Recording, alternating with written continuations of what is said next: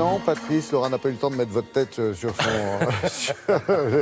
sur l'appli. Non, parce qu'elle avait peur que ce soit dans les pages culturelles de ce matin.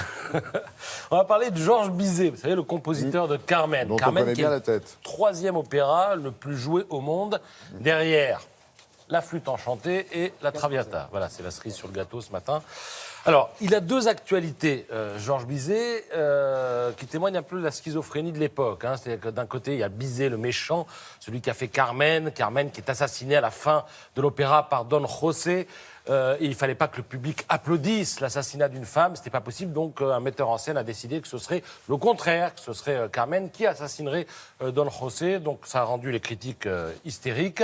Et ce qui est assez amusant, c'est qu'en Italie, lors de la première de cette nouvelle version de Carmen, le pistolet de Carmen s'est enrayé au moment de tuer Don José, ce qui a provoqué évidemment les rires du public et fait sombrer la revendication outragée dans la farce et le grotesque, explique Olivier Bellamy sur le site du Huffington Post. Alors certains metteurs en scène français ont même trouvé l'idée géniale, hein, que Carmen survive à l'opéra de Bizet.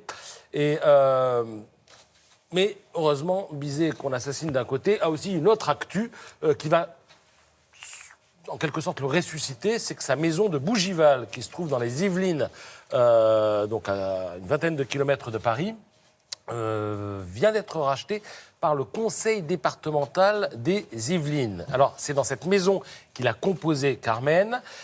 C'est grâce à ce rachat qu'on pense qu'on a désormais la garantie que son œuvre ne sera pas oubliée. En tout cas, c'est ce que vous pourrez lire dans Le Figaro ce matin. Le Figaro qui publie quelques photos de l'intérieur et de l'extérieur de la villa. Elle a été rachetée 1 million d'euros. Alors, j'allais dire...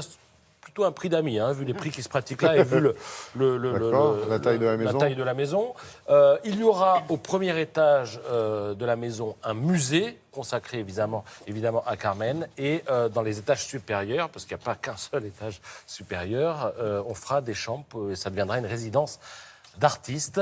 C'est intéressant parce que cette villa, je vous en parlais il y a quelques jours, sans savoir qu'on en reparlera aujourd'hui, mais elle fait partie de la liste des lieux à sauver selon Stéphane Bern, voilà, auquel le président de la République a confié une mission pour sauver le patrimoine français. Donc tout est bien, qui se goupille bien, dirais-je, pour cette maison. Ça commence pas trop mal.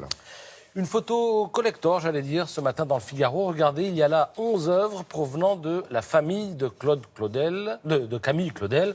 La famille, enfin les descendants de Camille Claudel.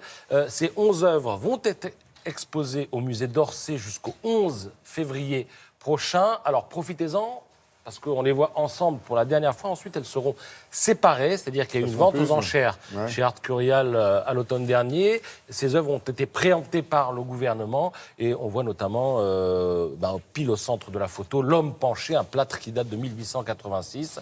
Puis ensuite, les œuvres seront dispatchées, je vous ai dit, musée d'Orsay, musée Rodin, musée Camille Claudel à Nogent-sur-Seine, à Roubaix, à Poitiers, etc., etc.